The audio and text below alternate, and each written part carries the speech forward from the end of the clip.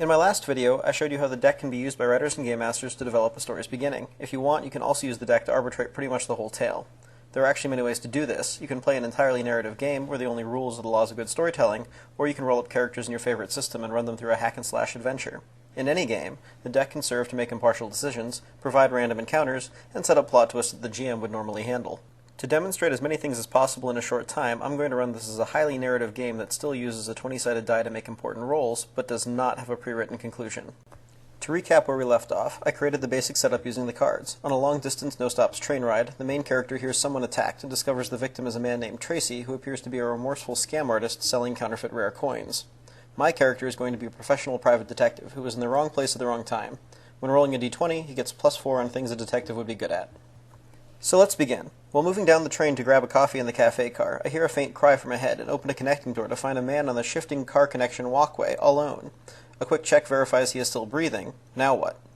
I pop my head into the next room. Is there any obvious criminal to chase? I figure the odds at this point are 50-50, and draw a card. No sign of someone fleeing. Alright, I turn back to the victim and see how he's doing. I know from the setup that he was clocked on the head, but how bad is the injury? I draw for the difficulty selector in the top left. 1 is about to wake up right now, while 10 is about to mutter his last words and then die. We get a 6, so he's knocked out, but probably not comatose. He might have a concussion, and his short-term memory might be fuzzy when he wakes up, but he's not bleeding everywhere. A good person would call for help right away, but I get curious. Searching him, I find 2 copies of a coin in sealed transparent plastic, each labeled, based on our setup's info, commemorative coin once owned by Thomas Jefferson, only one of its kind, verified by unintelligible signature. I also find his wallet and his cell phone. His wallet declares him to be Tracy Owen, or Owens, which sounds better. I check the cell. Is it a new model with an easily bypassed with unconscious body biometric lock? I give that good odds, since it fits the background. And since it is, I use good old Tracy's thumb to unlock his phone. The text messages pop up, sent to an unlisted number, saying something like, "I can't keep doing this. I don't like scamming people." Alright, so I've caught up with the opening. Now, what else can I find out about him by searching his wallet and phone? I draw a card for the 3 symbols on it. Out of the 10 possibilities, we get the tower, crown, and skull. Entirely narrative games might have you interpret these along thematic lines, but games with a specific set of plans would include a list, so I have one prepared. These are the sorts of things that are included in the adventure guides. Pause if you want to read them all, but the tower suggests a roadblock in the investigation, the crown something valuable, and the skull something highly ominous. Let's start with the skull.